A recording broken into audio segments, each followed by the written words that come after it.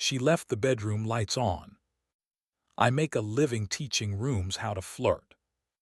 During the day, I'm a lighting designer for theaters, restaurants, boutique lobbies, the kinds of spaces that get called moody when they're doing what I tell them.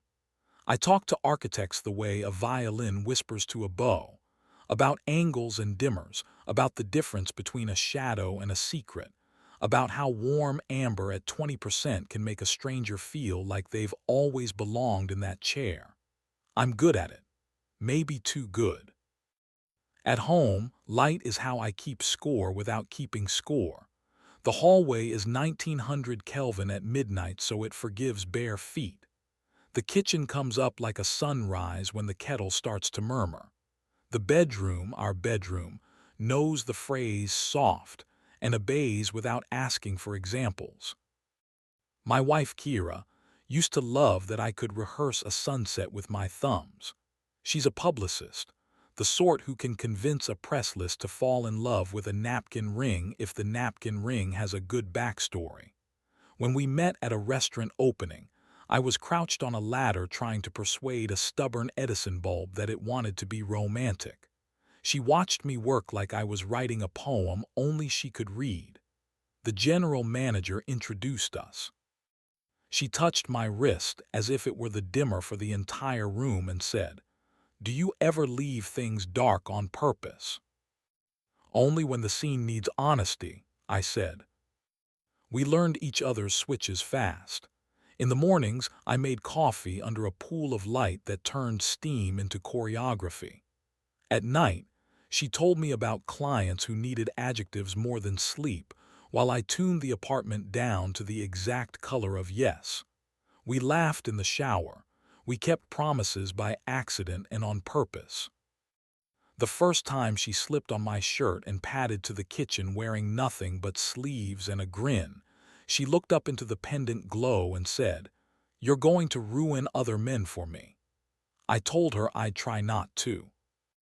I'm telling you all of this so you understand that when I say I notice the bedroom lights, I don't mean in the way you'd notice a lamp left on. I mean the way a conductor hears one violin in a full orchestra playing a half step high. It was a Wednesday. My calendar thinks Wednesdays are for inventing patience.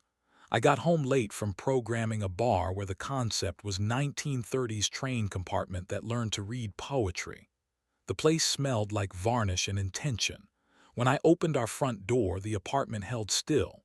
Not empty, people use empty when they mean lonely, but still like the moment right before a curtain goes up. My phone chimed the way a thoughtful lie does. Kira's text, "Running late. Don't wait up. Love you." I walked to the bedroom to drop my bag and saw it, the smallest wrong. The bedside fixture was on, but not like we ever left it. I never set it to full. Full is for interrogations and hardware stores. It was at 90% hospital honest. The sheets were neatly pulled, tucked like a hotel. That was the second wrong thing. We aren't slobs, but we trust our bed to remember us. It never looks like a scene scout came through. A third wrong thing waited near the footboard, one of Kira's earrings, the small hoop she calls her no-problem jewelry, lying as if the floor had undressed her in a hurry. A fourth wrong thing was in the air, barely there, a trace of laundry-soft musk I didn't make. If I'd been any other man, I'd have called it clean. To my nose, it read like neutrality trying to get away with something. I stood still, and then I didn't. I went to the bathroom, to the mirror, did the thing men do in hotel movies. I looked like myself and a little more tired. I could have opened the smart home logs on my phone and seen who told the bedroom to turn on. I didn't. Evidence is a scalpel. You don't pick it up unless you're ready to cut. When Kira came home, she was both casual and careful, the way you hold a glass you already chipped. She kissed my neck instead of my mouth. "You're up," she said, as if I were a candle that had decided to learn a new trick. "You left the bedroom light on," I said. She smiled, the PR smile that has made photographers grow sentimental. "Did I? I changed after spin class. I must have bumped it. We fell asleep in a glow I didn't set. I woke to a dream of bright rooms and closed doors. I tried to be boring for 3 days, work, eat, pretend, and failed every afternoon. It's hard to be uninteresting when your job is seduction with a toolkit. On Saturday, I was prepping cues for a fringe theater piece that wanted to look like an apology in slow motion when my assistant, Myra, put a hand on my shoulder. She's 27, whip-smart, a stage manager's calm in jeans and boots. She sees everything and only says the kind parts. "You're dialing amber like you're angry at it," she said, faint smile. "Who broke your dimmer?" "I think I did," I said, and she waited the way good light waits. Present, unhurried, making everything better just by showing up. I told her some, not the whole, enough to make the air feel less heavy. She didn't offer platitudes, she offered practical help. "We're teching the fundraiser at the Halcyon on Thursday," she said. "Kira will be there, right? For that magazine's event." I nodded. "You're in charge of the room," she said. "If there's a truth that wants to show up, give it a spotlight." That's the kind of thing you only say if you know someone won't be cruel with it. I don't do cruelty. I do clarity. The Halcyon is one of those old theaters that makes you stand up straighter. The marble foyer has opinions about posture. The chandelier is just arrogant enough to be charming. The event was for a glossy that sells fantasy to people who like to pretend they read essays. Kira had wrangled half the guest list herself. Actors, donors, writers who always hawk heartbreak as if it's on brand. I walked the floor with my cues and my restraint. The plan was simple, mean only in the way clean lines are mean. I would shape the night so that, if there was a shadow between Kira and the man I suspected, the shadow would have to introduce itself. An hour before doors, Kira arrived in a black dress that had a minor in architecture. She put her hand on my chest, leaned in close, and whispered, "Save me a dance if they insist on one." For a moment, I forgot smart homes and earrings and anything but her mouth forming a promise. Then the moment passed, like a moving light finishing its arc. The man came in at 7:34 with a tie too confident for his suit.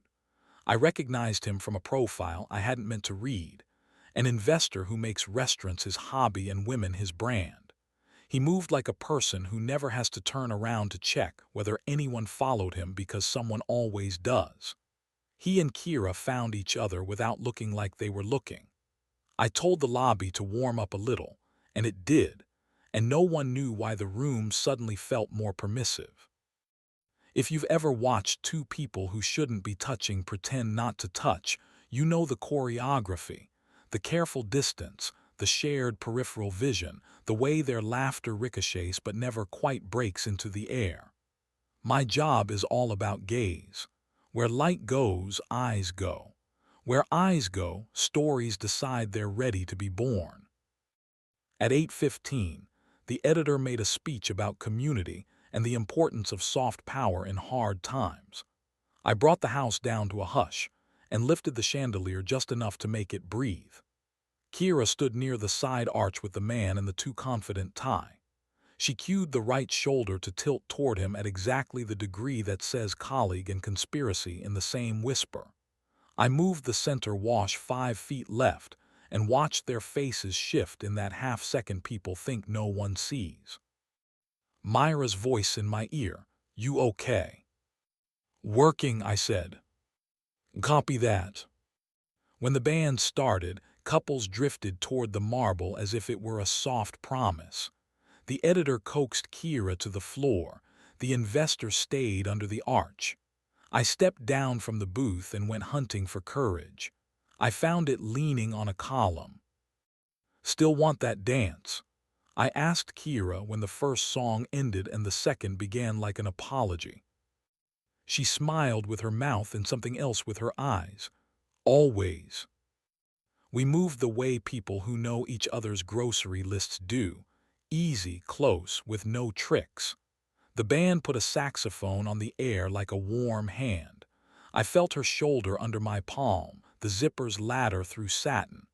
I put my mouth near her ear and said softly, "You left the bedroom lights on." Her body misstepped almost nothing, a tiny static in her grace. Then she recovered.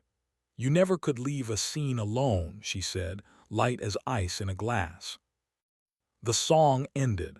We clapped for the band. She excused herself to check on placements, which is publicist for I need a second to rearrange my face. I walked back to my board and looked out over a room that I had calibrated into candor. If I had wanted revenge, I could have made a spectacle, washed them in white, froze them in time, drawn everyone's eyes with a brightness no one could ignore. That would have been theater. I wanted truth. I chose intimacy. The staff corridor off the lobby is narrow and lit like a film that trusts its actors. I followed the shape I knew she'd take. Kiera stood by the service door murmuring to the man whose tie still thought highly of itself. They weren't touching. Their distance was rehearsed and wrong. "Do the two of you need better light?" I asked, conversational, not loud. The man's head snapped toward me with the flinch of a person unused to being seen. Kiera closed her eyes for one heartbeat. Then she opened them and said, "Adrian, this is." "I know," I said gently. "I read the footnotes." He started to mount a charm offensive. I lifted a hand and the corridor dimmed to something private. "I'm not here to perform," I said to him and then to her, "and you don't have to either." Kiera's shoulders dropped, a curtain silently falling. We were suddenly two people who had built a home with our hands and picked the wrong place to leave the ladder. "I didn't plan it," she said. "I let the light tell me I looked good and didn't ask who said it." "I said it," the man said, "because men like him need to own nouns." "You aimed at a mirror," I said, "not a person." He bristled. Kiera looked tired and honest, and something else that made me stupidly proud, kind. "I'm sorry," she said. "Not because you found out, because I let you find out this way." "We're lighting the wrong scene," I said. "Let's go outside." We stepped into night that had been waiting its whole life for us to be adults. The Halcyon's marquee hummed above like a practiced nostalgia. I shoved my hands into my pockets so they wouldn't try to do anything dramatic, and Kiera wrapped her arms around herself the way people do when they're not cold. "I don't want to fight you," she said. "I don't want to humiliate you," I answered. "I just don't want to share a room with a lie." We talked inventory. The apartment, the dog we'd almost adopted, the pasta bowls, the friends we could be if we stopped pretending we weren't leaving each other. She cried once, quietly, in that way that makes a man's hands useless except for holding the air near her so it stays conducive to breathing. We agreed on a pause that would probably be a finish. We hugged in a way you can't choreograph. Careful, grateful, not a scene for anyone else. When we went back inside, Myra met my eyes from the booth and lifted her chin. A signal, a question, an offer to run interference. I shook my head. It was okay. Or it would be once the lights learned. The week after the fundraiser, the apartment felt porous, our things taking turns pretending they belonged to one of us more than the other.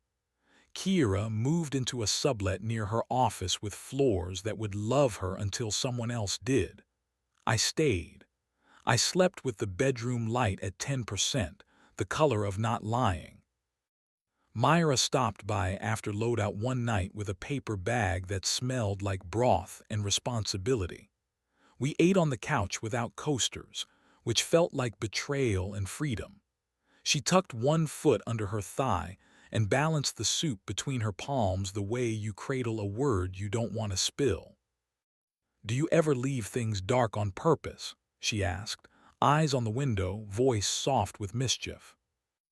"Only when the scene needs honesty," I said, and we both smiled because neither of us had planned the rhyme. We didn't rush the next part. We're not teenagers. We're people who know the value of leaving a note the room can read. The first time I touched her, really touched her, was at the theater during a late-night focus call. The house was empty, the stage a map of spots I'd taught to bloom and shrink on command. Myra was at the edge of the apron, head tilted, eyes narrowed toward the grid. "Bring one down, center," she said. I did. The circle of light arrived obediently. "It makes you look like you're telling a secret," I said. "Maybe I am," she answered and stepped into the glow. I walked down the aisle and climbed the steps. Up close, under the softness of a 19-degree beam, her mouth looked like a place my hands had already been and promised to be careful in. I reached up and tucked a piece of hair behind her ear with my thumb grazing the soft just there. She closed her eyes, not performative, the way a person does when a yes is just bigger than the room it's in. "YouTube safe," she murmured, smiling. "And true," I said. We kissed like light learning a new cue. No rush, no panic, just the right intensity in the right place for the right amount of time. Her fingers found the back of my neck. Mine learned the line of her waist. It was clean and charged and made the air brighter without breaking anything that would need a warning label. Later in my apartment, we didn't act like a scene we'd stolen. We made tea. She stood in the bedroom and looked at the lamp by the bed. "What's this set to?" she asked. 10%, I said, soft. She reached for the dimmer and slid it up to something like morning. "Let it be honest," she said, and then she kissed me again, and I understood that honesty isn't harsh. It's simply lit. Months from that night, Kira and I will sign the papers with a handshake and a hug because we're not enemies. We're two people who couldn't keep a light we loved from burning the wrong things. She'll meet someone who sets her well, and I'll mean it when I hope he knows how to dim without disappearing. Myra and I will learn the geography of each other's rooms without moving any furniture we aren't ready to move. We'll go slow. We'll make our own yes. I still teach rooms how to flirt. I still believe shadows are not the absence of light but the shape it makes when it tells the truth. Sometimes late, when the city has put its makeup away, I walk through my apartment and listen to the hum of the bulbs like small, contented animals. The bedroom glows. Not too much, not shy. Enough to see our hands. Enough to find the way forward without bumping into the furniture we chose together. She left the bedroom lights on. I changed the scene. And for once, the dimmer wasn't about less. It was about the exact amount of right.